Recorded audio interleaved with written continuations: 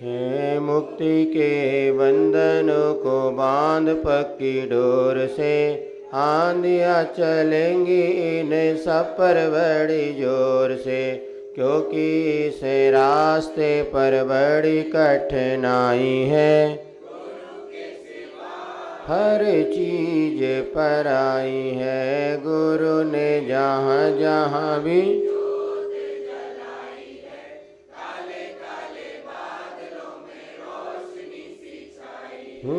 एक बार सोच ले तो जीवन के अंधियारे में, गुरु इशारा है इस जीवन के चौराहे में। कितनी ही बार मैंने ठोकर तो खाई है, गुरु के सिवा हर गुरु ने जहाँ जहाँ भी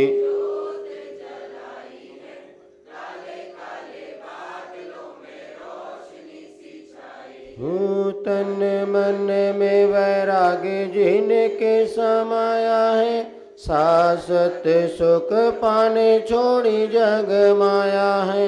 निर्मोही गुरुवर पर जनता रिझाई है, गुरु के सेवा हर चीज पर आई है। गुरु ने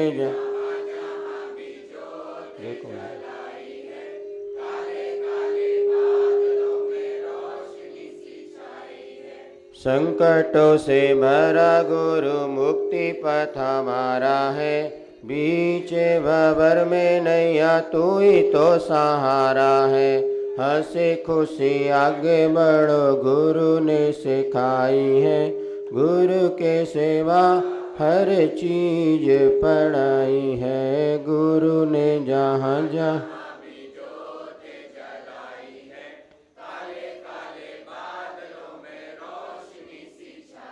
नमोकार मैं मेरा जीवन बना दो, चरणों की रज से मेरा मन सजा दो।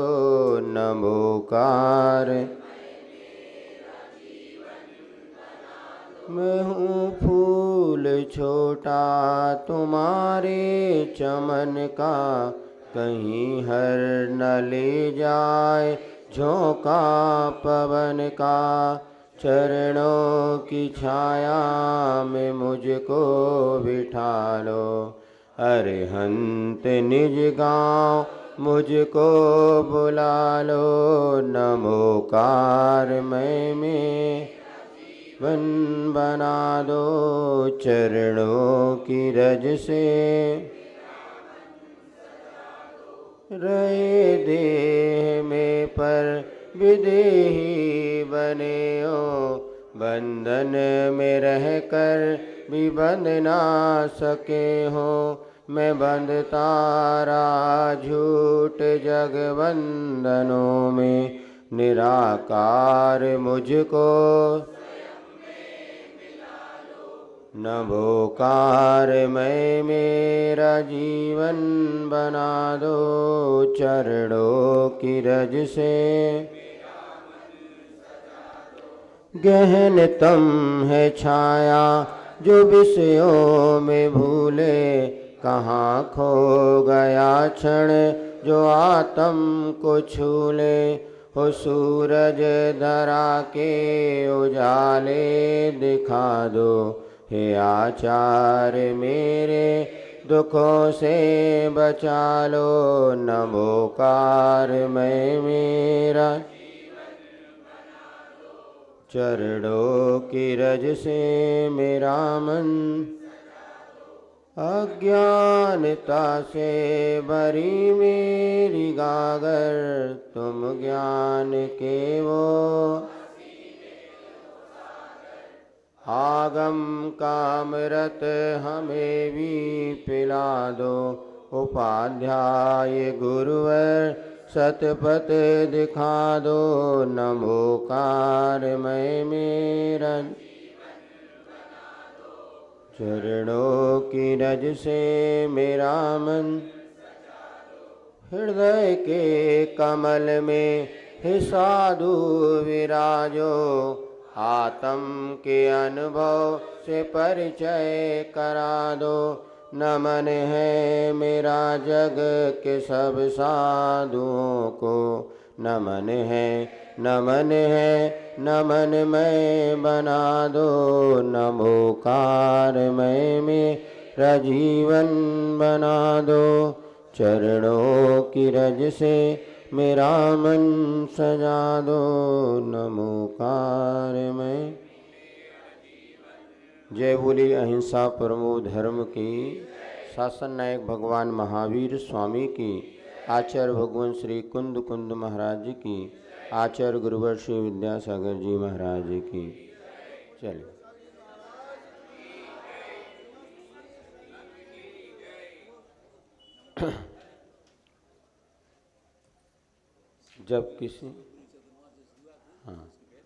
जब किसी भी स्तुति को हम पढ़ते हैं उसका अर्थ हमें ज्ञात होता है तो उसमें एक अलग ही आनंद आता है।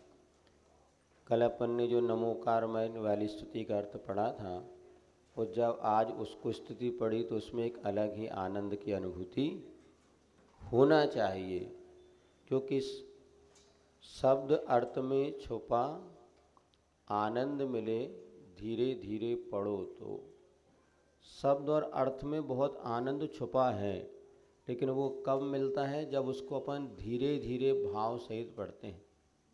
चलिए आज अपन सिद्ध भगवान की और स्तुति पढ़ेंगे और उसका उच्चारण अभी करा देते हैं, अर्थ आपको कल बताएंगे, है ना।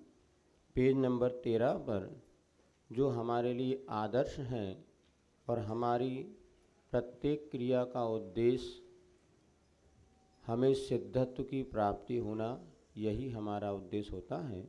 तो चलिए पेज नंबर 13 पर अशरीरी सिद्ध भगवान आदर्श तुम्ही मेरे, अविरुद्ध शुद्ध चिदघन उत्कर्ष तुम्ही मेरे।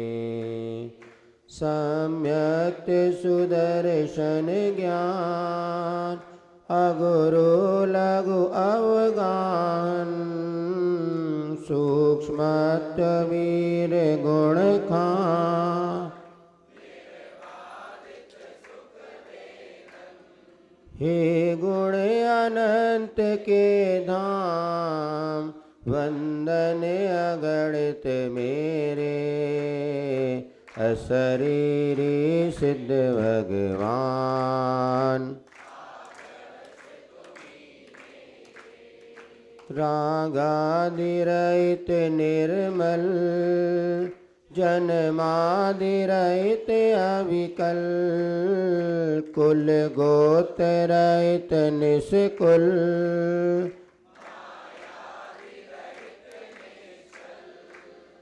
रहते निज में निश्चल, निष्कर्म साध मेरे। अशरीरी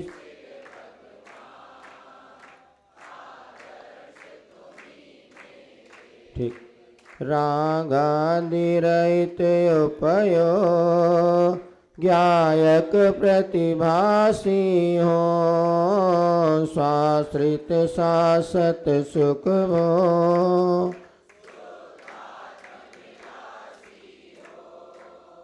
हे स्वयं सिद्ध भगवान तुम साध्य बनो मेरे। अशरीरी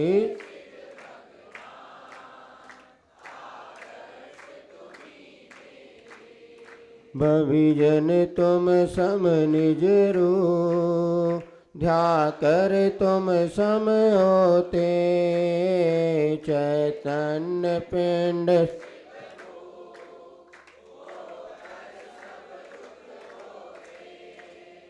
चैतन्य राज सुख खान, दुख दूर करो मेरे। अशरीरी सिद्ध भगवान आदर्श तुम्ही मेरे। अविरुद्ध शुद्ध चिदघन उत्कर्ष तुम्ही मेरे। सिद्ध भगवान की स्तुति हमने की और उन्हें अपना आदर्श माना, अर्थात जैसा हम बनना चाहते हैं वैसा हमारे सामने आदर्श होना चाहिए। तो सिद्ध भगवान कैसे होते हैं? अशरीरी होते हैं, शरीर रहित, अर्थात हम सबको क्या करना है? शरीर छोड़ना है। हमारा पुरुषार्थ किस लिए है? शरीर छूट जाए। कैसे छूट जाए? पुनः शरीर धारण करना ना पड़े। बात तो बड़े आश्चर्य की है। हम तो शरीर को ही सब कुछ समझते नहीं। सबसे ज़्यादा दुख का कारण कोई है तो शरीर ही है। एक बार ठंड का समय था, सब मुनिराज बैठे हुए थे आचष्य के पास। उसी समय थोड़ी हवा चली, शीत लहर जिसको कहते हैं, तो एकदम सबके शरीर कांप गए और रोंगटे खड़े हो गए, किसे कांटे हो गए। किसी महाराज ने आचष्य से कहा, आचष्य देखिए शरीर में कांटे खड़े हो गए। तो आचष्य ने कहा, शरीर में कांटे ही उगते, फूल नहीं उगते। शरीर से दुख ही मिलता है, सुख नहीं मिलता। ये तो अनादिकालीन मोह का प्रभाव है कि हमें शरीर से अपने आप को सुखी बनाने का प्रयास करते हैं। इसीलिए जिस सिद्ध भगवान जो होते हैं वो क्या करते हैं? इस देह को भी छोड़ दिया। त्रिविध कर्म मल वर्जित सिद्ध महंता, 6 डाला में एक पंक्ति आती है। सिद्ध भगवान कैसे होते हैं? तीनों प्रकार के कर्म मल से रहित होते हैं। द्रव्य कर्म, भाव कर्म और नो कर्म, 3 प्रकार के कर्मल हो गए। द्रव्य कर्म, भाव कर्म और नो कर्म। तो ज्ञानावरणादि 8 कर्म जो हमारी आत्मा से बने हैं इनको कहते हैं द्रव्य कर्म। क्या कहा? 8 कर्म ये द्रव्य कर्म जो कि पुद्गल के रूप में होते हैं। हम कहते हैं ना हमने कर्म बांधा, तो एक कर्म क्या होते हैं? पौद्गलिक होते हैं, पुद्गल के रूप में। तो द्रव्य कर्म ज्ञानावरणादि 8 कर्म। और जब ये जो कर्म उदय में आते हैं तो हमारे राग द्वेष मोह क्रोध आदि रूप परिणाम होते हैं। इन परिणामों का नाम है भाव कर्म। है समझ में? द्रव्य कर्म ज्ञानावरणादि 8 कर्म, उसके उदय होने पर जो राग द्वेष मोह आदि परिणाम होते हैं, राग द्वेष मोह आदि परिणामों का नाम है भाव कर्म। और शरीर का नाम है नो कर्म। शरीर आदि नो कर्म लेते हैं। तो जो उस कर्म में निमित्त बन जाए, अपना शरीर है तो शरीर को मुख्य रूप से नो कर्म माना है। तो 8 कर्मों से रहित होते हैं, राग द्वेष से रहित होते हैं और शरीर को भी जिन्होंने छोड़ दिया ऐसे सिद्ध भगवान होते हैं। और वो कैसे होते हैं? 8 गुणों के धारी होते हैं। ये तो कल आपको बताया था परसों दिन। अविरुद्ध शुद्ध चिदघन उत्कृष्ट तुम्ही मेरे। सम्यक दर्शन, ज्ञान, अगुरु लघु, अवगाहन, सूक्ष्मत्व, वीर्य और निर्वादित सुख आदि ऐसा जो वेदन करते हैं, अनंत गुण उनके पास होते हैं। किंतु मुख्य रूप से सम्यक आदि 8 गुण माने जाते हैं। वो आगे अपन जैसे वो जब भेद प्रभेद पढ़ेंगे उसमें आपको विशेष रूप से बतला देंगे। अभी इतना ही समझना है कि ये कोई भी चीज़ हमारे ज्ञान का विषय नहीं है। संसार में दुख है ये तो समझ में आता है, किंतु मोक्ष जाने के बाद सुख मिलेगा ये कुछ समझ में। अब बताओ, आप स्वाध्याय करने बैठे हैं या मुनि हम स्वाध्याय करा रहे हैं, इसमें आपको पाप का क्षय हो रहा है और पुण्य का बंध हो रहा है। कर्म, अशुभ कर्म की निर्जरा, शुभ कर्म का बंध, ये देखने में आ रहा है क्या? और बाहर जो अभी घर में अपने सो रहा है या और मोबाइल चला रहा है उसको पाप का बंध हो रहा है और पुण्य जो क्षीण हो रहा है, ये किसी को समझ में आ रहा है क्या? देखने में कुछ नहीं आता। क्यों? ये अमूर्त है। आतिश ने एक दोहा इस विषय में लिखा है, 2-3 दोहे आपको बता दिए। एक देखो क्या आस्था का बस विषय है, आस्था का बस विषय है, शिवपथ सदा अमूर्त।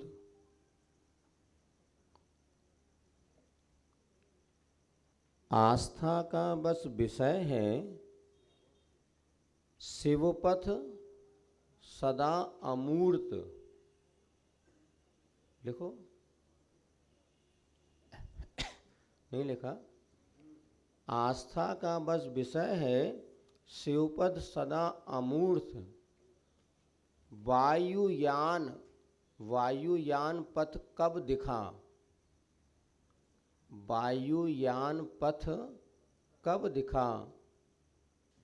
शेष सभी पथ मूर्त, शेष सभी पथ मूर्त। माँ में बड़ू की मात्रा और ता के ऊपर रेफ।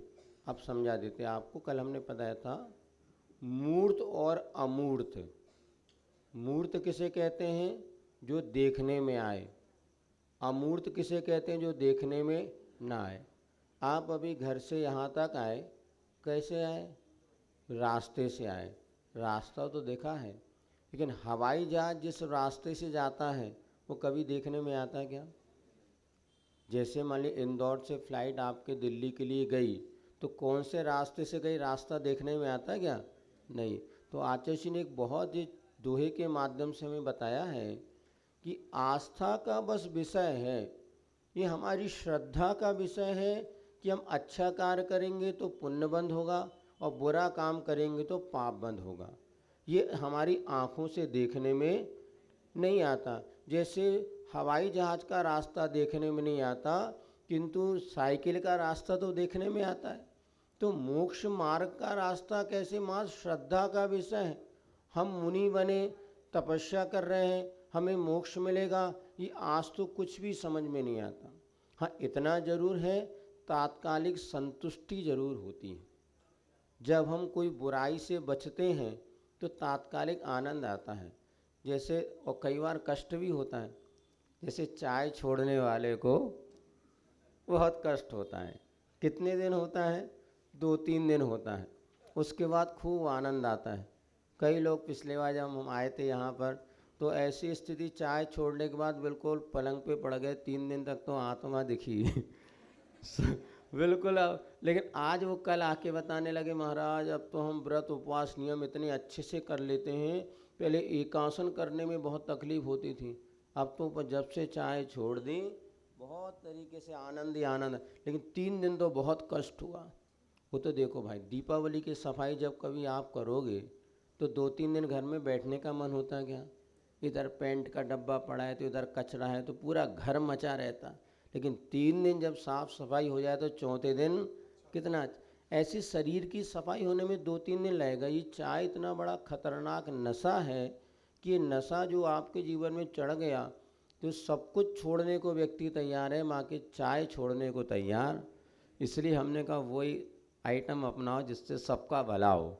रात्रि भोजन में तो छोटे बच्चे पकड़ में आते थे, चाय में तो अच्छे अच्छे दादा दादी पकड़ में लेकिन नशा जिनके जीवन में छोड़ गया सब काम कर सकते, और नशा नहीं छूटा तो आपके सारे के सारी साधना अधूरी है। तो इसी प्रकार भोग जो होता है ना, शुरू में सुखदायी होता है किंतु बाद में कष्ट मिलता है। और योग का मार्ग कैसा है? शुरू में कष्ट लगता है किंतु बाद में खूब आनंद ही आनंद देने वाला है। इसीलिए यहाँ पर मोक्ष मार्ग का, जो भी मोक्ष मार्ग है वो कभी आँखों से देखने में नहीं आता, आस्था से ही हमें समझना होगा।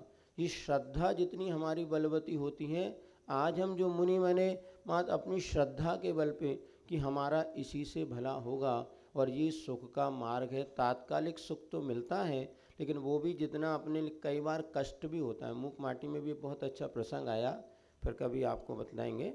इतना ज़रूर है कि आया समझ में, जैसे हवाई जहाज़ का मार्ग होता है ऐसे हमारी श्रद्धा का मार्ग है जो देखने में नहीं आता, किंतु कहीं ना कहीं जब वो मंजिल पहुंच मिल जाती है, इंदौर से फ़्लाइट उड़ी और दिल्ली पहुंच गई, तो किसी ना किसी रास्ते से तो आई है। इसी प्रकार मोक्ष मार्ग हुआ करता है। और आगे और इसमें है, वो अपन कल देखेंगे। अब भेद प्रवेश जो अपन पढ़े थे पहले वो पढ़ेंगे, बाद में शांति भक्ति पढ़ाएंगे। कल अपन चर्चा कर रहे थे आत्मा के विषय में। ओम एक होता है जो पंच परमिष्टि के प्रथम अक्षर से मिलकर के बनता है। दूसरी बात आपको बताई थी आत्मा। आत्मा क्या है? पेज नंबर 54 पर 54 पर। आत्मा वह और शरीर दो वस्तु हैं। शरीर और आत्मा जब दोनों मिले हुए होते हैं तो संसारी आत्मा कहलाते हैं, और जो इस शरीर से छूट जाते हैं वो मुक्त आत्मा कहलाते हैं। इसे हमने सिद्ध भगवान पढ़ा।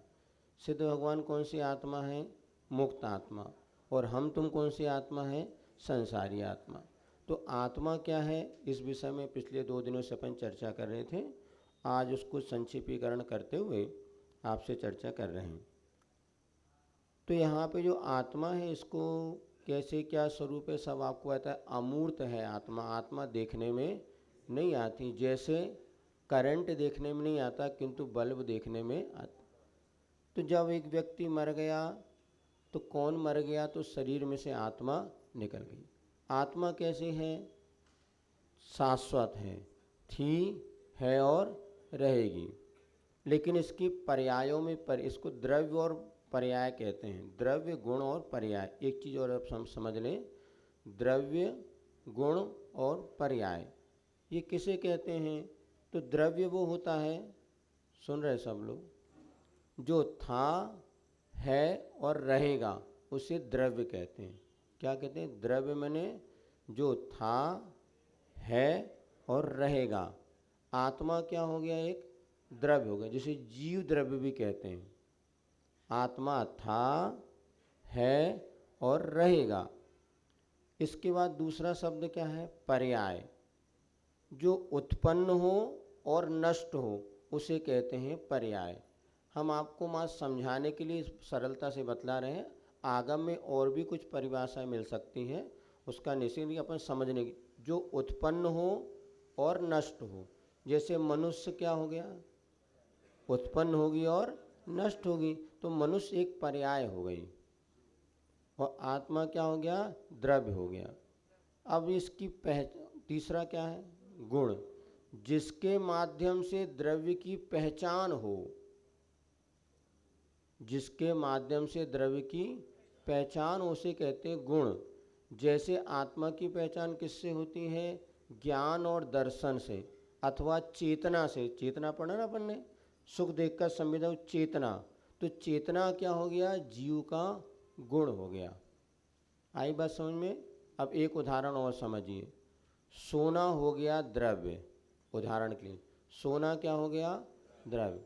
अंगूठी क्या हो गई? पर्याय। और पीला क्या हो गया? उसका गुण।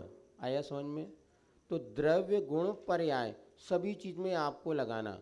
अब जैसे माइक अपनी ये पुस्तक है, पुस्तक कौन सा द्रव्य है? पुद्गल, क्योंकि था, है, रहेगा। पुस्तक क्या होगा? इसकी पर्याय।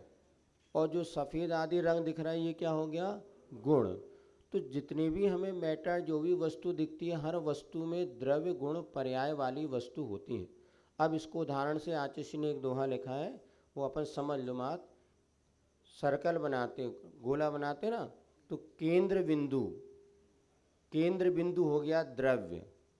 आप उदाहरण में एक शब्द में लिख सकते, केंद्र बिंदु क्या हो गया? द्रव्य। और जो उसका त्रिज्या या व्यास ये हो गया गुण, और परिधि हो गई पर्याय। क्योंकि द्रव्य तो हमेशा रहेगा, बिंदु तो हमेशा है। अब पर्याय में क्या है? छोटा बड़ा हो सकता है, गोला कभी बड़ा कभी छोटा, ये परिधि। और जो रेडियस जो है, गुण जो है, वो हमेशा रहेगा, जिसको आप व्यास या त्रिज्या कहते हैं। तो ये तीनों चीज़ जैसे, इसी प्रकार से प्रत्येक वस्तु में द्रव्य, गुण और पर्याय दोनों होती हैं। तो आत्मा क्या हो गया? द्रव्य। मनुष्य आदि क्या हो गई? उसकी पर्याय। और ज्ञान दर्शन क्या हो गया? गुण। और आत्मा दो प्रकार की, अपने संसारी आत्मा, मुक्त आत्मा। तो आत्मा द्रव्य जो है हमेशा था, है और रहेगा, और इसकी पर्याय उत्पन्न होती है और पर्याय नष्ट होती हैं। जैसे मनुष्य पर्याय उत्पन्न हुई और मनुष्य पर्याय नष्ट हो जाएगी, फिर उसके बाद आपको दूसरी पर्याय मिलेगी। जैसे कल आपको बताया था, कोई भी आत्मा भटकती नहीं है, क्योंकि मरण होने के बाद तुरंत उसको कोई ना कोई नई पर्याय प्राप्त हो जाती है। अच्छा, अब एक चीज़ अपन आपको बताते हैं, जितने भी हम सब संसारी आत्मा हैं, इनको आचार्यों ने 3 भेद बताए, आत्मा के 3 भेद बताए। कौन कौन से? तो देखो पेज नंबर 55 पर दूसरा नंबर लिखा है, आत्मा 3 होती हैं। मिल गया? बहिरात्मा, अंतरात्मा और परमात्मा। बहिरात्मा किसे कहते हैं? जो शरीर को ही आत्मा माने उसे कहते हैं बहिरात्मा। देख लो, बहिरात्मा किसे कहते हैं? शरीर को ही आत्मा माने। बहिरात्मा जो शरीर को ही आत्मा माने। अभी अपन ने क्या पढ़ा था? 2 हैं हम, शरीर अलग है और आत्मा अलग है। किंतु जो शरीर को ही आत्मा मानता है, शरीर मोटा हो गया तो मैं मोटा हो गया, शरीर पतला हो गया तो मैं पतला हो गया, और शरीर रोगी हो गया तो मैं रोगी हो गया, तो ये कहलाता है बहिरात्मा। इसको मिथ्या दृष्टि भी कहते हैं। दूसरा अंतरात्मा। अंतरात्मा कौन होता है? जो शरीर और आत्मा को अलग अलग मानता है। अंतरात्मा कौन? शरीर और आत्मा को अलग अलग मानता है।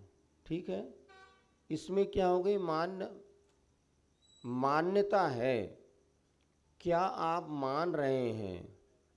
श्रद्धा किसे कहते हैं? आस्था का नाम है, आचरण का नाम नहीं है। चलो अब हो गया, लिखने के बाद सुनो इधर ध्यान से। हाँ, क्योंकि लिखने में समय चला जाएगा तो हाँ सुनिए, क्योंकि अभी आप समझ लीजिए, लिखने के लिए तो आपके पास बाद में मोबाइल में रिकॉर्डिंग भी है।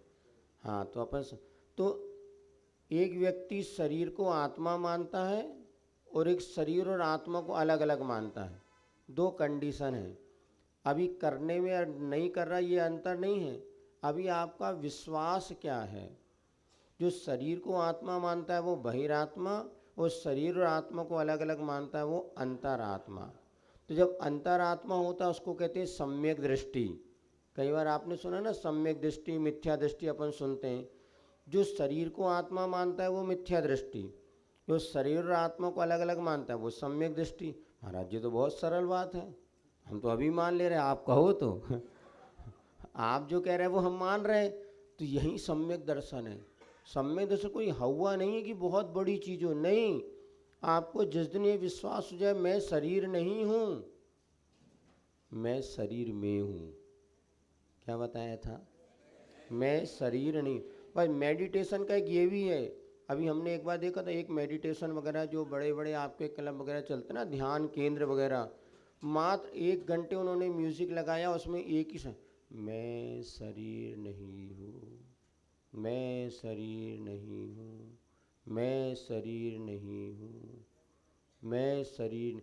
क्योंकि किसी भी तत्व की प्राप्ति के लिए 2 साधन होते हैं, एक नहीं हूँ और एक मैं हूँ। मैं शरीर नहीं हूँ, फिर मैं कौन हूँ? मैं आत्म तत्व हूँ, मैं शुद्धात्मा हूँ।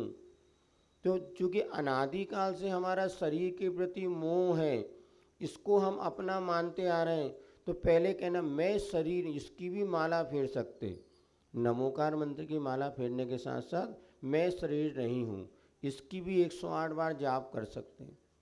तो धीरे धीरे क्या होगा, इस संस्कार जब आत्मा पर पड़ेंगे तो लगेगा हाँ मैं शरीर नहीं हूँ।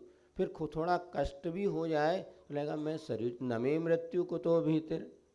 अभी वहाँ पे जो प्रसन्न सागर महाराज जी ने उपवास किए थे ना बहुत सारे, तो उन्होंने बताया मैंने एक ही सूत्र जो कि ये पूज्यपाद स्वामी ने इसमें लिखा है इष्टोपदेश में, नमे मृत्यु को तो भीतर। मेरा मरण ही नहीं तो डर किस बात का? डर कब लगता है? मैं मर ना जाऊँ। किंतु जिसको आत्म तत्व पर श्रद्धान हो जाता है, आत्मा तो कभी मरती नहीं, तो मैं तो आत्मा ही हूँ ना, और शरीर कभी रुकता नहीं। कितना भी करो, मरना सबको एक दिन। और कहाँ गए चक्री जिन जीता, और कहाँ गए वो राम और लक्ष्मण जिन रावण। सब चले गए, बड़े बड़े प्रधानमंत्री चले गए, बड़े बड़े राजा महाराजा चक्रवर्ती, बड़े तीर्थंकर भी चले गए, आचार्य भी चले गए, तो हम ये तो स्थिर रहेंगे क्या? तो शरीर स्थिर रहने वाला है नहीं। स्पष्ट है कि शरीर भिन्न और आत्मा। तो यदि आपको डर लगता हो, भय लगता हो, एक ही सूत्र बोलो, मैं शरीर नहीं हूँ, मैं शरीर नहीं हूँ। तो अब बहिरात्मा से हमारी गति अंतरात्मा की ओर होगी। जो अंतरात्मा की ओर गति, इसको कहते हैं सम्यक दृष्टि। सम्यक दर्शन प्राप्त करेंगे। सम्यक दर्शन क्या वस्तु है? तो जीवादि 7 तत्वों पर श्रद्धा है, देवसात गुरु पर श्रद्धा है, फिर ये शरीर और आत्मा की भिन्नता का बोध हो जाना, ये कहलाता है अंतरात्मा। अंतरात्मा कहाँ से कहाँ तक होते हैं? आप भी अंतरात्मा हो सकते हैं और मुनिराज भी अंतरात्मा हो सकते हैं। आगम के अनुसार 4 से 12वें गुण स्थान तक अंतरात्मा कहलाते हैं। और तीसरा है परमात्मा। परमात्मा कौन? जिसने आत्मा की शुद्ध अवस्था को प्राप्त कर लिया, वो परमात्मा। जिसने आत्मा की शुद्ध अवस्था को प्राप्त कर लिया, वो कहलाता है परमात्मा। ठीक।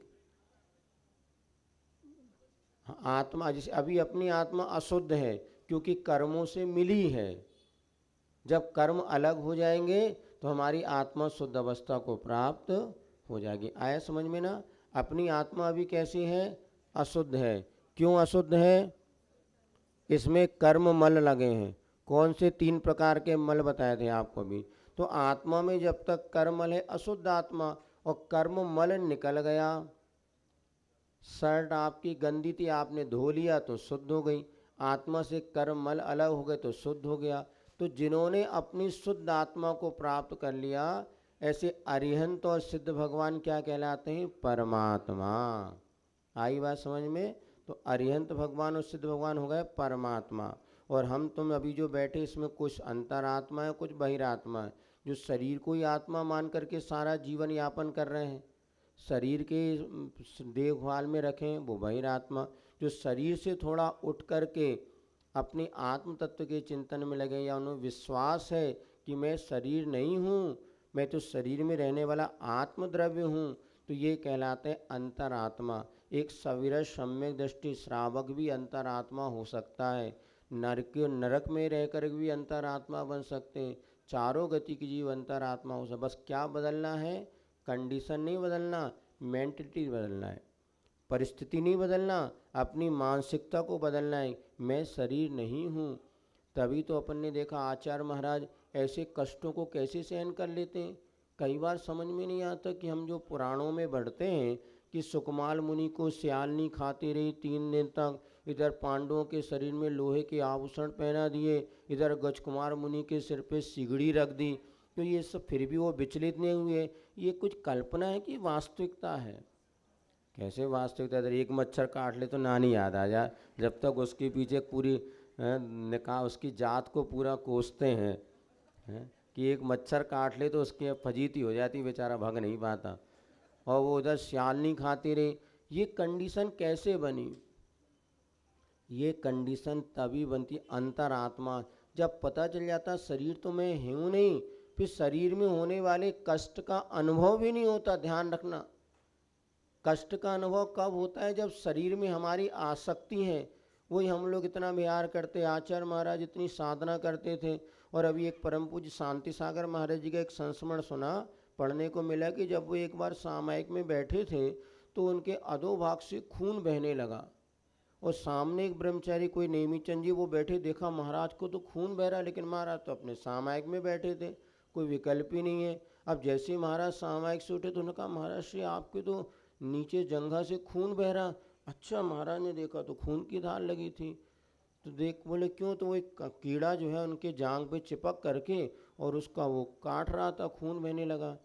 तो महाराज ने कहा हमें तो पता ही नहीं चला, क्योंकि जब हम आत्म ध्यान में लीन हो जाते हैं तो हमें बाहरी शरीर में क्या हो रहा कुछ भी बोध। परिसहाद विज्ञाना दाशवस्य निरोधनी जायते ध्यात्म योगे ने कर्मणा मासो निर्जरा, या उसमें तो परिसह का बोध भी नहीं होता। तो जब मुनि महाराज आत्म ध्यान में लीन हो गए तो बाहर के उपसर्गों ने वो ये एक लीनता की बात है। जैसे आप लोग जब मोबाइल चलाने में लीन हो जाते हैं तो पीछे से सब लोग निकल जाए, कोई महाराज हम आपके सामने, तो आपने देखा नहीं हम आपके सामने से निकले, महाराज उस समय लीन थे। तो ये विषय भोग की बात हो गई। लेकिन जब आत्म ध्यान में लीनता आती है तो ये बड़े बड़े कष्ट कैसे सहन कर लेते हैं, ये अंतरात्मा पने की बात है। तो हम सबको ये कठिन नहीं है और ये कल्पना भी नहीं है। अपने हम लोगों के साथ ही थोड़ा कई बार ऐसा हो जाता है बाहरी कष्टों को, वैसे आप लोग मान लीजिए परीक्षा देने जा रहे हैं और रास्ते में आपको कोई चुप भी जाए तो पता नहीं चलता कि आपका उपयोग पूरा कहाँ लगा हुआ है हमें। जब देखो जब तक अगर पेपर बन रहा हो तो 3 घंटे तक किसी को प्यास नहीं लगती, और यदि पेपर नहीं बन रहा हो तो 1 घंटे बाद ही प्यास लगने है। उपयोग की हमारी परिणति है। इसी प्रकार से हमें कुछ बदलना नहीं है। यदि हमें कोई साधना करना है तो पहले अपने परिणामों को बदलना है। तो सबसे बड़े, अगर हम जैन हैं, सम्यक जैन कुल में हमने जन्म लिया, तो सबसे ये तत्व ज्ञान परिपुष्ट होना चाहिए, मैं शरीर नहीं हूँ। शरीर का स्वभाव कैसा है? सड़ना, गलना, नष्ट होना। किसी ने लिखा है कि अभी हम ग्रंथ कि शरीर में रोग नहीं आ रहा, ये आश्चर्य नहीं है। शरीर में तो सैकड़ों प्रकार के रोग हैं। आज हमारा जीवन टिका है, इसमें आश्चर्य नहीं है। आश्चर्य ये कि इस विपरीत परिस्थिति में हम जी रहे हैं, मर नहीं रहे, ये बहुत आश्चर्य की बात है। अर्थात आज आप देखो कि किस क्षण पे जीवन में क्या घटना घटित हो जाए पता नहीं चलता, लेकिन आज तक हम जीवित हैं, ये कोई कम बात है क्या? इतनी कोरोना आके चला गया फिर भी आपको नहीं ले गया, कोई कम बात है? अपन ये सोचो पॉजिटिव है, तो आज हमें जो मिला बहुत कुछ है। और ये बात यहाँ पर बता दी जो 3 प्रकार के आत्मा, बहिरात्मा, अंतरात्मा और परमात्मा।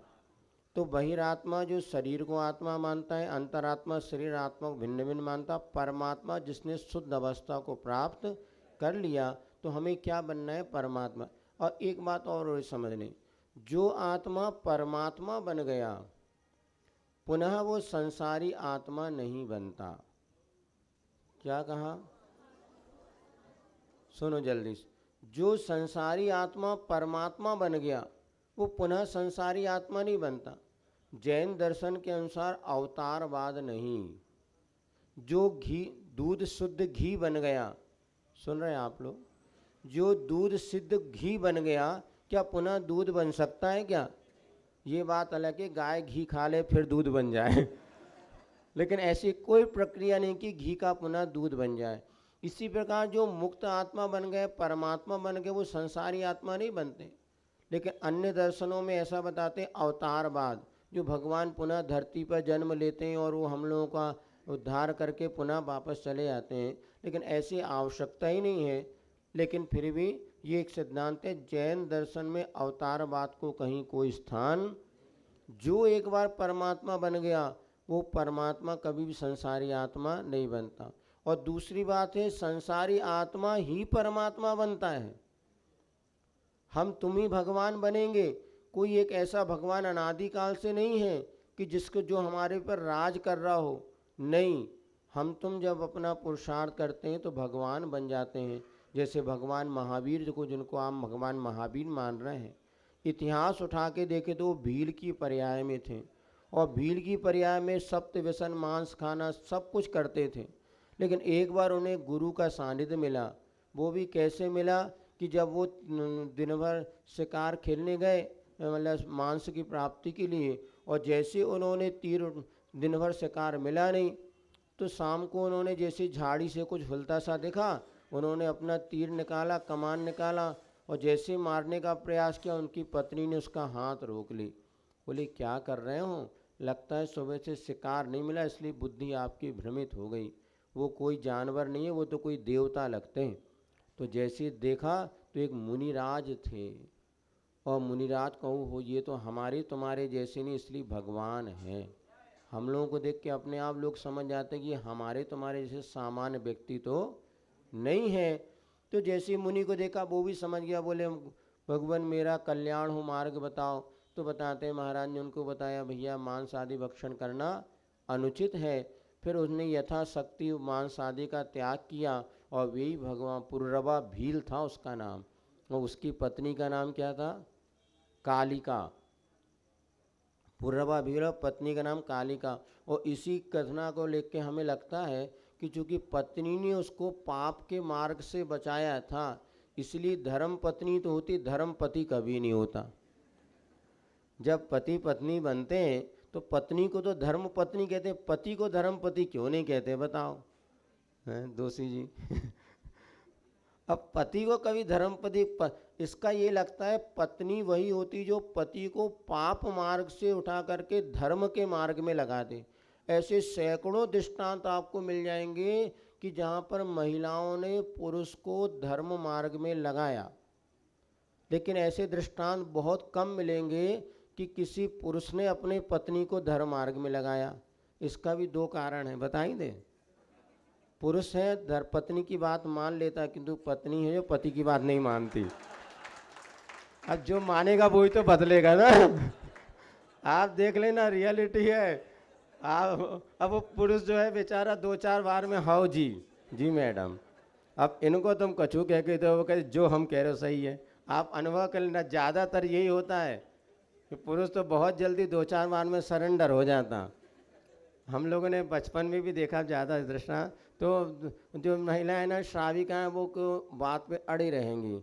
वो इसलिए कहा ना, पुरुष गुस्सा करना छोड़ दे, महिलाएं जिद करना छोड़ दे तो स्वर्ग बन जाए घर, लेकिन दोनों संभव नहीं। तो यहाँ पे धर्म पत्नी वाली बात, तो ये कह रहे थे आपको, जो कहाँ चले गए थे, कहाँ प्रसंग आ गया? हाँ, ये कि हम हर संसारी आत्मा परमात्मा बन सकता है, बशर्ते वो भव होना चाहिए, उसको अपन पढ़ेंगे। तो हम तुम सब भगवान बन सकते हैं। तो वही भगवान मांस का त्याग किया, धीरे जाकर के उन्होंने और त्याग किया, तो आगे जाके वही भगवान महावीर बन गए। तो हम तुम भगवान बन सकते कि नहीं बन सकते? बन सकते।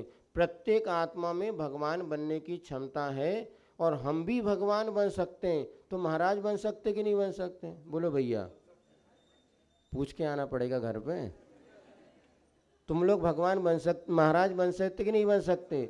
जब हम भगवान बन सकते तो महाराज भी बन सकते। यही श्रद्धा का नाम है, सम्यक दर्शन।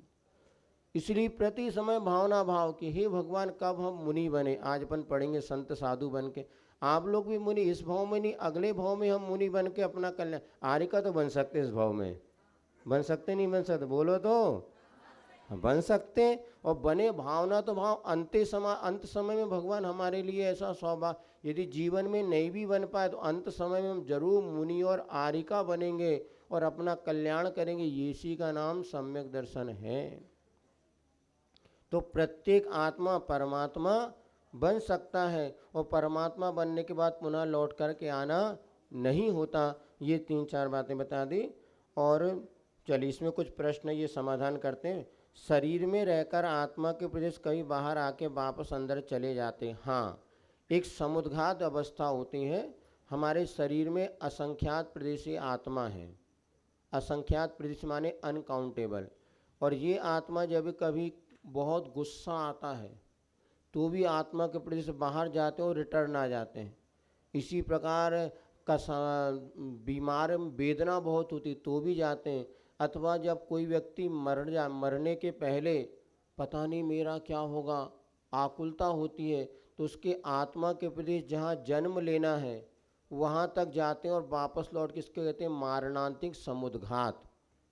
मारणांतिक समुद्घात और कसाय समुद्घात, वेदना समुद्घात और केवली समुद्घात भी होता है। जब केवल ज्ञानी कोई मुनिराज होते हैं और उनके आत्मा के प्रदेश बाहर निकलते हैं वापस शरीर में आ जाते हैं, आपको बाद में पढ़ाएंगे, उसको कहते हैं केवली समुद्घात।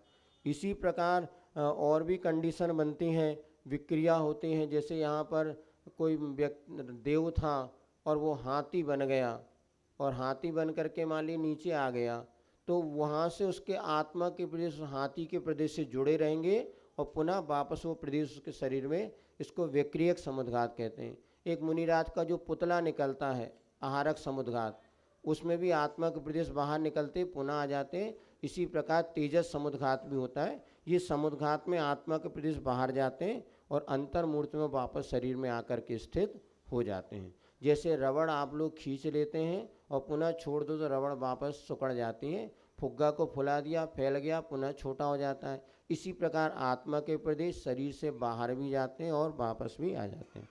सिद्ध भगवान की मूर्ति का अभिषेक कर सकते हैं कि हाँ कर सकते हैं, क्योंकि पंच परमिष्टि का अभिषेक होता है, इसलिए सिद्ध भगवान की मूर्ति का अभिषेक करने में कोई बाधा नहीं। देखो मूर्ति का अभिषेक होता है, भगवान का अभिषेक नहीं होता।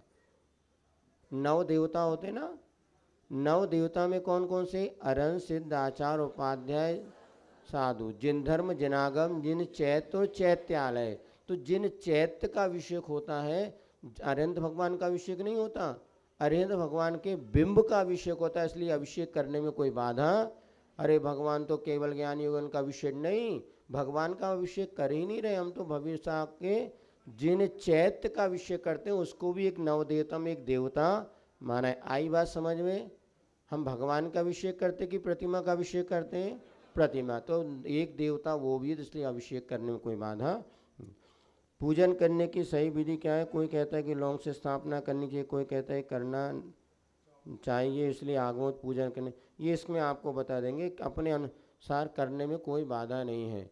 स्थापना संकल्प के पुष्प है और सबकी इसमें अलग अलग मान्यता है। हमारी धारणा महाराज जी की मान्यता के अनुसार संकल्प के उसमें पुष्प क्षेपण करना चाहिए, वो मात्र हमारे संकल्प का प्रतीक है, वो भगवान नहीं है। फिर अलग अलग मान्यता इसमें भी है। स्त्रियाँ अष्टद्रव्य से पूजा करती हैं, खड़े होकर करती हैं, तो कायस्वर खड़े होकर कर सकते हैं, लेकिन हमने प्रायः संघ में देखा कि स्वाध्याय के बाद बहनें बैठ कर के स्वाध्याय वो कायस्वर करती थी, वो हमें अच्छा लगता था, इसलिए बैठ करके करें तो बहुत अच्छा। नहीं पूजन आदि के समय खड़े होकर पूजन कर रही हैं तो खड़े होकर कायस्वर कर सकते हैं, उसमें कोई बाधा नहीं है। कल एक प्रश्न और हम बता रहे थे, किसी भैया ने हमसे कहा कि महाराज जी हम तो पढ़ाई बहुत सारी चल रही है और हम तो समय नहीं निकाल पाते, भाव तो बहुत हैं और उठ भी जाते हैं, लेकिन लौकिक शिक्षा के कारण हम आपकी कक्षा अटेंड नहीं कर पाते हैं। तो हमें एकदम ध्यान आया कि आज हमारा तो पिछले अनेक वर्षों से हम जहाँ भी जाते हैं पाठशाला के लिए ज़रूर प्रेरणा देते हैं, और जब एक बार हम जब शुरू में संघ से निकले थे तो गुरुजी ने कहा था देखो आप जहाँ भी जाते हैं तो वहाँ समाज में विद्वान तैयार करो, क्योंकि कोई बाहर का विद्वान आके समाज में आज पढ़ाने को तैयार नहीं है, क्योंकि उसकी रोजी रोटी की पूरी समस्या होती है। समाज 5-10 हज़ार रुपये दे दे, उसमें कैसा क्या पड़ेगा? तो आप वहीं के बच्चों को, बेटा बेटियों को तैयार करो और उनको पाठशाला ऐसा तैयार करना। तो जब बात हमारे दिमाग में बैठी और हम जहाँ भी जाते थे पाठशाला में वहाँ के बहन भाइयों को पढ़ा करके और उन्हीं को पाठशाला के शिक्षक बनाते हैं। इसका ये प्रभाव कि आज लगभग 400-500 पाठशाला की शिक्षिकाएं हैं जो बच्चों को पाठशाला में पढ़ा रही हैं, उसमें 80% तो मतलब बैचलर बहनें। इधर गोना तरफ कहीं आप जाएंगे तो स्कूल जैसी पाठशालाएं चलो 20-20, 22-22 वर्ष हो गए, 24 साल निरंतर वो पाठशालाएं चले, 2-2, 300 बच्चे उसमें प्रतिदिन पाठशाला में आकर के लाभ ले रहे हैं। और उन्हीं पाठशाला पढ़ाने वाली शिक्षिकाओं में ऐसी विशुद्धि बनी कि आज प्रतिभा स्थल में जितनी दीदियां हैं उसमें से 40% से ज़्यादा बहनें अपनी पाठशाला में जो पढ़ाती थी वही शिक्षिकाएं आज व्रत संयम लेके मोक्ष मार्ग में आगे बढ़े।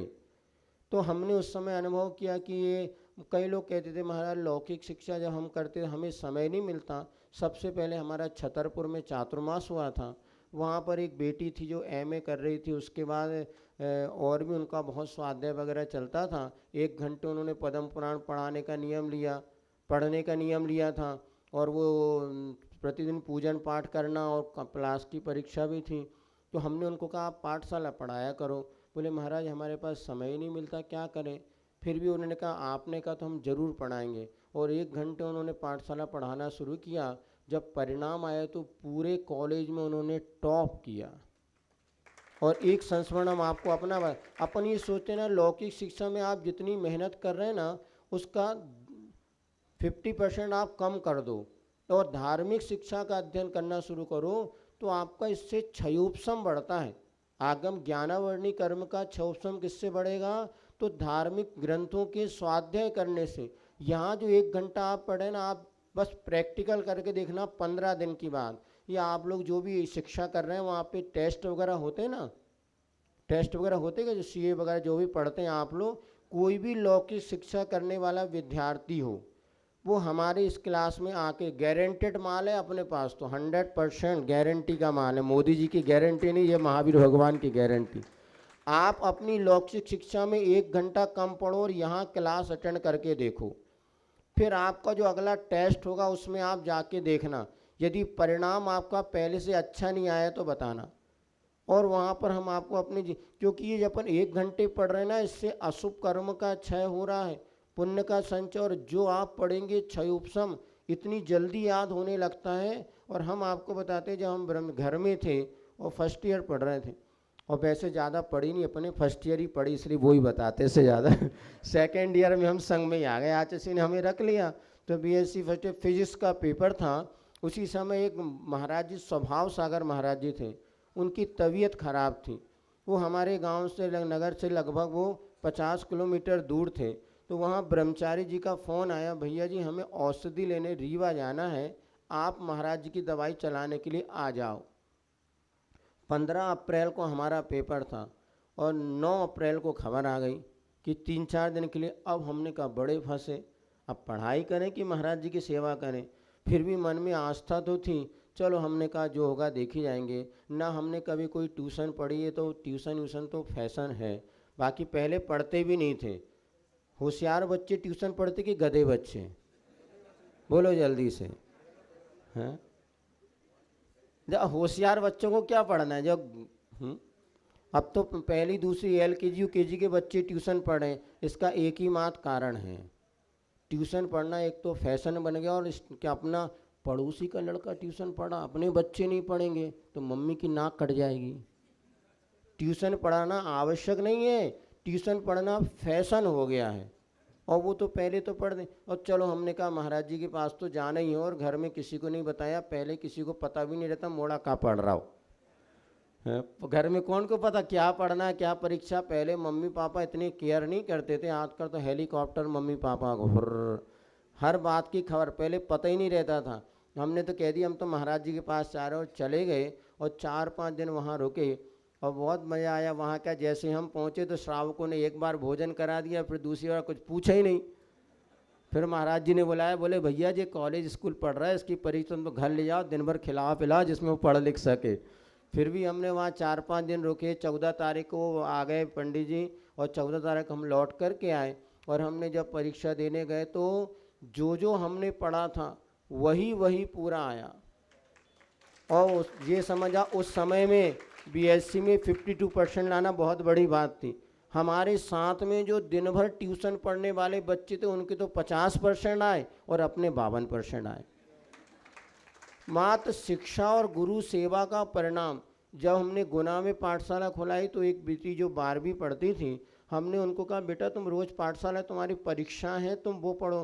बोले महाराज जी पढ़ भी लेंगे, वो भी सब अच्छा हो जाएगा। और जब उसने परीक्षा दी और उसके बाद उसका परिणाम निकला, उसने कहा मैंने कल्पना भी नहीं की थी मेरे 80% बने।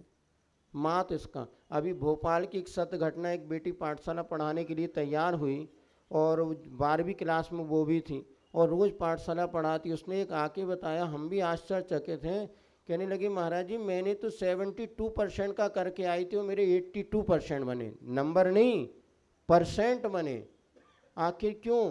तो जब धार्मिक शिक्षण और इससे आप जुड़ते हैं, आप देखना एक बार हमारे कहने पर प्रैक्टिकल करो। आप सोच रहे हैं कि 1 घंटे और हम पढ़ लेंगे, नहीं, आप 1 घंटे लौकिक शिक्षा कम पढ़ो और इस धार्मिक शिक्षा को अटेंड करके तो देखो। बस एक सेमेस्टर जो भी आपका भी टेस्ट, एक टेस्ट में प्रैक्टिकल करके देखो। हमें तो इसका अनुभव है, हम लोगों ने कोई ज़्यादा नहीं पढ़ा, लेकिन आचार्य गुरु महाराज की कृपा ऐसी जब मंच में बैठा दो तो सारी बातें सब सरस्वती कृपा इसको कहते हैं, गुरु के माध्यम से होती है। और चिन्मय सागर महाराज जी का आपने कल हमने बताया था, उन्होंने कभी कुछ नहीं पढ़ा क्योंकि आते से बीमार थे, किंतु बाद में ऐसा क्षयोपशम उनका कि सब कुछ वो पढ़ा देते थे। एक प्रज्ञा समण रिद्धिधारी मुनिराज हुआ करते हैं। जब आचार्य हम लोग सिद्धवर कूट में थे तो हमें स्वाध्याय करा रहे थे परीक्षा मुख ग्रंथ का, तो उन्होंने बताया कि ऐसे मुनिराज होते हैं प्रज्ञा समण रिद्धि वाले, उनके लिए जो भी आप प्रश्न पूछो वो जवाब दे देते। तो हमने कहा आचार्य ऐसा क्षयोपशम कैसे होता? तो उन्होंने कहा जिसका चारित्र निर्मल होता है ना, उसको ज्ञान स्वयं ही प्रकट होता है। ज्ञान की प्राप्ति के लिए ज़्यादा पुरुषार्थ करना नहीं पड़ता जितना आज आप लोग कर रहे हैं। सुबह 7 बजे बेटा कोचिंग चला गया, शाम को 8:30 बजे तक पढ़ रहा है। ये सब पागल बनने की राह है, रेडीमेड, सब तैयार पागल मिलेंगे। मोर स्टडी मोर कन्फ्यूज़न, ये सब बच्चे हम देख रहे हैं ना, इतने टेंशन में ज़िंदगी जी रहे हैं। अरे कम पढ़ो और खुश रहो, वो फिर कभी बताएंगे अभी। लेकिन ज़्यादा पढ़ने से बहुत ज़्यादा ज्ञान होता है ऐसा नहीं। परसों आपको बताया, कल मात्र 2 घंटे सुबह और 2 घंटे शाम, 4 घंटे पढ़ लो, आप बड़े से IAS की परीक्षा कंप्लीट कर सकते। माइंड फ्री होकर के तो रहो। इतना बोझ आपके जीवन में मस्तिष्क पे आपने बच्चों पे डाल दिया कि आज बच्चों का बचपना सहज छिन गया।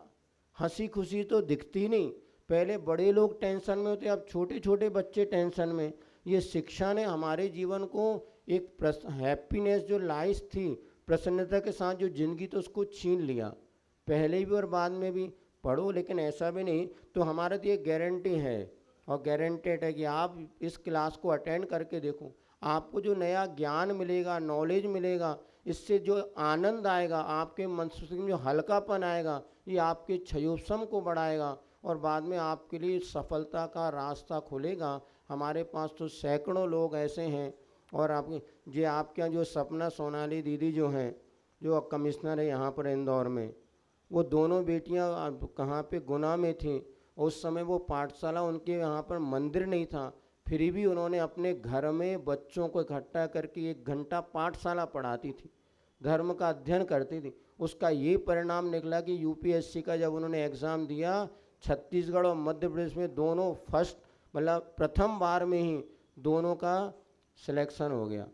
छत्तीसगढ़ में भी हुआ और MP, फिर उन्होंने उसको छोड़ करके MP में दोनों बहनें एक साथ, एक डिप्टी कलेक्टर और एक कमिश्नर के पद पर, स्वयं वहाँ पर ये सेल टैक्स इंस्पेक्टर, ऐसे वो हाँ PSC दोनों ने उनसे। और उन्होंने देखो, आपको और एक संस्मरण बताते हैं, उनके घर जब हमारा आहार हुआ, वो हमें छोड़ने के लिए आए, दोनों बहनें और इनके भाई जब छोड़ने के लिए आए, तो किसी ने कहा महाराज इनको कह दो आप आलू प्याज छोड़ दे। तो हमने कहा ये तो पाठशाला पढ़ाती, कैसे आलू प्याज तो खाती नहीं होंगी। बस हमने इतना ही कहा और वो यहाँ से चले गए। और जाने के बाद उनको लगा कि उन्होंने स्वयं हमें कब बताया, ये 2013 में जब हमारा भोपाल में वर्षा योग था, उस समय उन्होंने जब बच्चों की भी कि हमने आलू प्याज कब छोड़ा और कैसे छोड़ा, हम आपको बता दें बच्चों को कि ना, ये 2004 की बात है। तो उन्होंने कहा कि जब हमारा हम आहार करा के गए महाराज जी के पास, तो महाराज जी ने कहा कि वो तो आलू प्याज खाती नहीं होंगी। वास्तव में हम आलू प्याज खाते थे। फिर हमें लगा गुरु को हम पर इतना विश्वास, और हम आलू प्याज खाते हैं। उसी दिन के सन 2004 की बात है और 2024 आज तक उन्होंने आलू प्याज का हाथ भी नहीं लगाया। ये श्रद्धा का फल होता है। क्या आज इतनी बड़ी चीज़ थोड़ी ना इसके में, और सारी परीक्षा दी, लेकिन उन्होंने कभी बाजार का खाया। भोपाल में भी थी तो उनका टिफ़िन गुना से इंदौर या भोपाल आता था, बाजार का भी भक्षण। ये क्या है, आज जो विकास होता है हमारे चारित्र की उज्ज्वलता के कारण। हम सोचते हैं अभक्ष भक्षण करो, सब करो, कुछ नहीं, बहुत पढ़ने से कुछ नहीं होता। एक बार आप जुड़ कर देखो, अभी पूज्य समा सागर महाराज जी के साथ में जो बच्चे उस समय मैत्री समूह आदि से जुड़े, आप उनका देखो आचरण, देखो खान पान, आज ऊंची ऊंचे पद पर होने के बाद भी कितने आनंदमय जिंदगी उनकी है। आज हम अपनी ज़िंदगी को इस धार्मिक शिक्षा और संस्कारों से जोड़ करके देखो, आज यहाँ हजारों बच्चे बाहर से आकर के पढ़ रहे हैं। लेकिन वो थोड़ा सा, हम तो यही सोच रहे वो सब बच्चे लाभ लें, नहीं तो दूसरा भी ये बता दिया, ऑनलाइन कहते ना क्या है, उसमें भी आप लोग पढ़ लो। तो जो बच्चे हमारे पास आते हैं, अपने फॉर्म में अपना नाम और मोबाइल नंबर लिख देंगे, तो उनको इस ग्रुप से भैया लोग सबको जोड़ रहे हैं। आप करके तो देखो, एक बार विश्वास करके देखो, 15 दिन 10 दिन आप आकर के देखो, लौकिक शिक्षा में आपको कभी भी हानि होती ही नहीं है। हमने तो अशोकनगर में एक अभियान चलाया था, ट्यूशन छोड़ो अभियान, और कई बच्चों ने ट्यूशन छोड़ा और खूब अच्छे नंबर उनके आए। अभी विदिशा में एक बेटी मिली थी, उस समय उसने ट्यूशन नहीं पढ़ूंगी ऐसा नियम लिया था, और बता रहे थे 12वीं में 85% उसके बने। कभी और अभी जो ये डॉक्टरी की कौन सी नीट, नीट की परीक्षा उसने मात उसने ऑनलाइन पढ़ करके निकाल ली। डॉक्टर कुछ नहीं, हमने अपनी मानसिकता ऐसी बदलती है, बिना ट्यूशन पढ़े बिना ये करे कुछ नहीं, सब कुछ हो सकता है, बस हमारी श्रद्धा मजबूत हो। तो ये नित्य अभिषेक और स्वाध्याय के बाद क्या 10 10th में 9, हाँ ये लिखा ना, नित्य अभिषेक एवं स्वाध्याय के बाद भी 10th में 96% और 12वीं में 92% आए थे। किसके आए थे? भैया के। जी देखो ये भैया बैठा, रोज अभिषेक करता है, रोज स्वाध्याय करता है। इसका अर्थ क्या है? क्षयोपशम आपका बढ़ता है। देखो सामने प्रैक्टिकल, ऐसे सैकड़ों भाई बहन हमारे पास हैं जिन्होंने धार्मिक, हम जब कॉलेज पढ़ते थे उस समय सुबह अभिषेक करने के बाद पेपर देने जाते थे। 2 किलोमीटर कॉलेज था, साइकिल से जाते थे उस समय। और उस समय भी ये हमने अनुभव किया कि जब अपनी धार्मिक क्रियाओं से जुड़ते तो अतिशय पुण्य का संचय होता है और कम मेहनत करने के बाद भी बहुत लाभ मिलता है। आप लोग इतनी मेहनत करते हैं फिर भी पर्याप्त लाभ नहीं मिलता, तो विचार करना पड़ता है। अच्छा ये तो सब पढ़ लिया, चलो प्रश्न हो गया। अब थोड़े से शांति भक्ति के एक आध चरण और पढ़ लेते हैं। चलिए।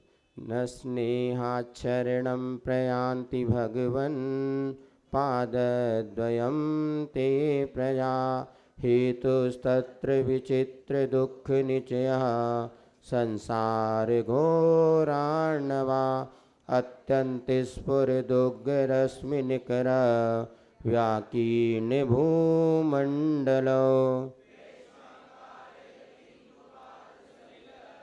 छायानुरागं रवि क्रोधाशीर्विषदष्ट दुर्जय विष ज्वालावली विक्रमो विद्याभीषज मंत्रितोय हवनैः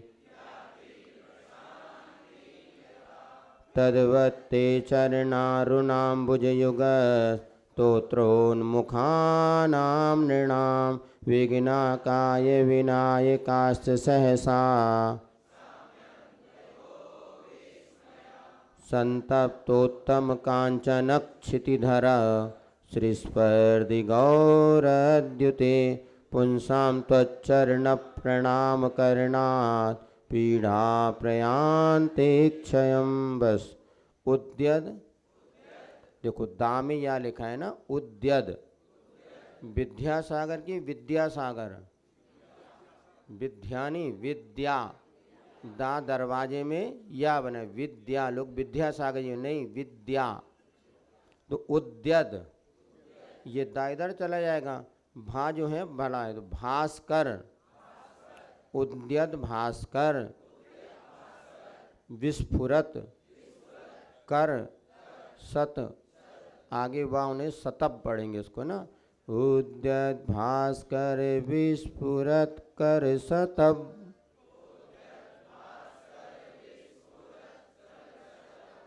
व्याघात निष्कासिता, व्याघात निष्कासिता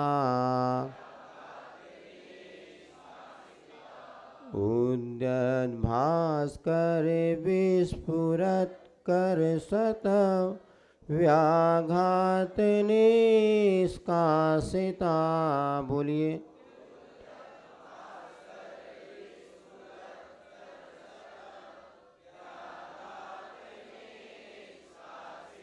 नाना देही बिलोचनद, बिलोचनद आगे द्युति का द इधर चला जाएगा तो बिलोचनद द्युतिहरा शीघ्रम यथा सर्वरी नाना देहि बिलोचनद्युतिहरा शीघ्रम यथा सर्वरी।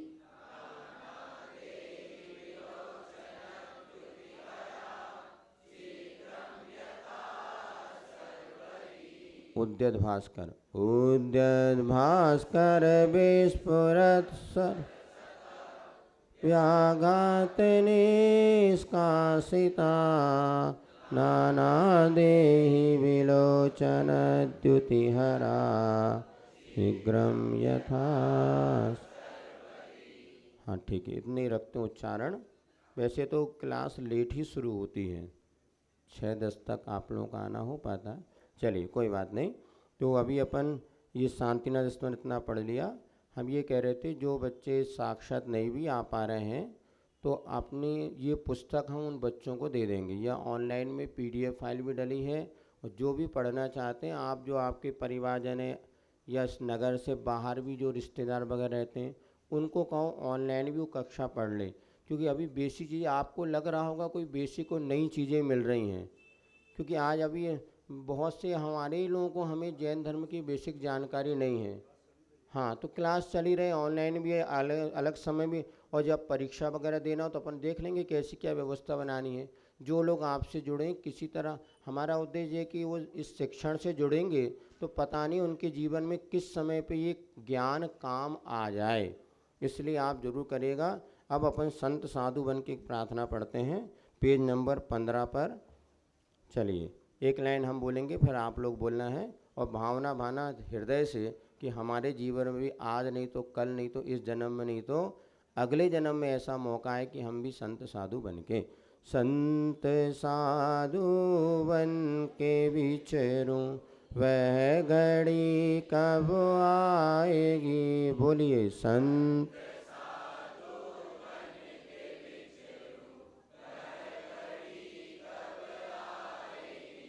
चल अभी नहीं, अगले बार बोलना आप हमारे बोलने के बाद।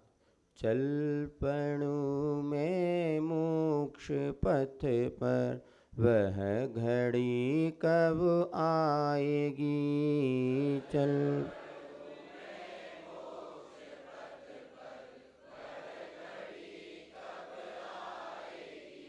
मोक्ष पथ माने क्या हो गया, दुखों से छूटने का रास्ता।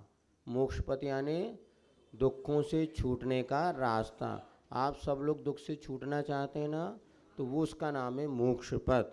और संत साधु बनने का अर्थ क्या हो गया, जैन दर्शन के अनुसार अपन तो पंच पर मुनि आदि बनना, अथवा संतोष हमारे जीवन में आ जाए, जो हाय तोबा मची ना वो कम हो जाए, उसका भी नाम है संत सज्जन पुरुष। तो यहाँ पे मुख्य रूप से मुनि मुद्रा की बात है। हाथ में पिछी कमंडल, ध्यान आत्म राम का। हाथ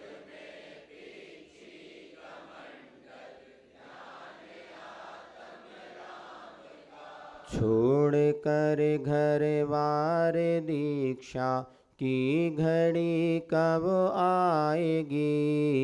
छोड़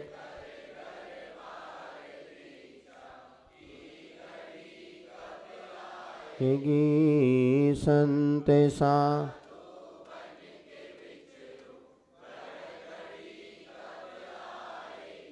आएगा वैराग्य मुझको, इस दुखी संसार से आएगा।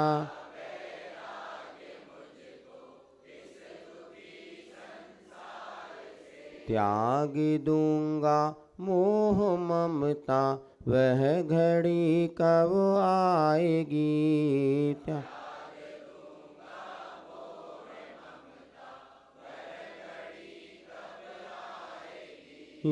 संत साधु बन के विचरो, 5 समिति 3 गुप्ति, 22 परिसह भी सहूँ।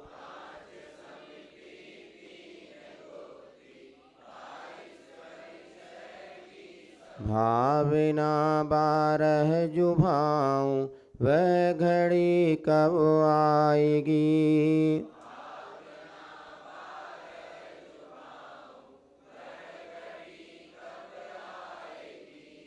संत साधु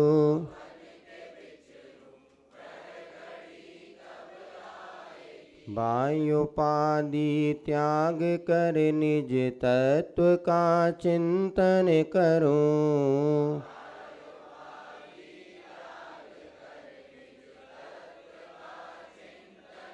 निर्विकल्प होवे समाधि, वह घड़ी कब आएगी। निर्विकल्प